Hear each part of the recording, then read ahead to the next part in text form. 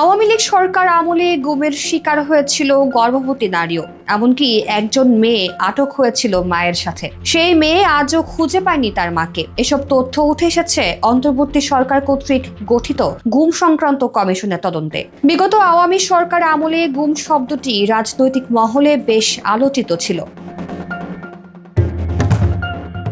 সরকার পতনের পর সামনে আসছে একের পর এক গুম সংক্রান্ত লোমহর্ষক ঘটনা। এরই মাঝে গুম সংক্রান্ত কমিশন প্রকাশ করলো সাড়া জাগানো এসব তথ্য। কয়েকজন নারী ও শিশু যারা ওই সময় আইন শৃঙ্খলা বাহিনীর হাতে আটক হয়েছিল, তাদেরও কিছু সাক্ষাৎকার প্রকাশ করেছে এই কমিশন। 20 জানুয়ারি প্রধান উপদেষ্টার প্রেস উইং থেকে গুম সংক্রান্ত কমিশনের বরাত দিয়ে এমন কিছু ঘটনার সারসংক্ষেপ তুলে ধরা হয়। কমিশনের তদন্ত প্রতিবেদনে নারী ও শিশুদের গুম হওয়ার ভয়ঙ্কর সব তথ্য উঠে এসেছে। সেখানে নারীদের জোরপূর্বক গুম করার নানা তথ্য প্রকাশ করা হয়েছে।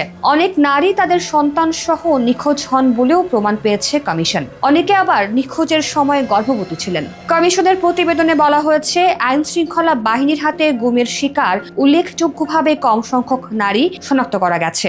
এর একটি কারণ হলো পুরুষদের জোরপূর্বক নিখোঁজ করার ঘটনা বেশি ঘটে, কিন্তু সামাজিক কলঙ্কের ভয়ে অনেক নারী তাদের অভিজ্ঞতা প্রকাশ করতে দ্বিধাবোধ করেন। তবুও বেশ কয়েকজন ভুক্তভোগী সাহসী নারী কমিশনের সঙ্গে তাদের অভিজ্ঞতা শেয়ার করেছেন।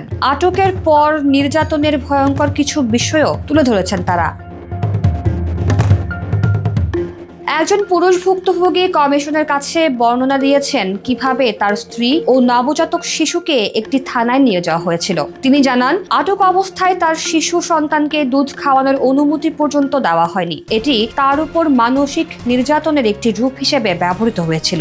একটি ঘটনার কথা কমিশনের প্রতিবেদনে বলা হয়, একজন মা এবং তার ছোট মেয়েকে তুলে নিয়ে যাওয়া হয় তৎকালীন র্যাব 2 ব্যাটালিয়ন সদর দফতরে। এরপর রাতভর আটকে রেখে নির্যাতন করা হয়। পরের দিন মেয়েটিকে একটি গাড়ি থেকে রাস্তায় ছুঁড়ে ফেলা হয়। তার মা এখনো ফিরে আসেনি।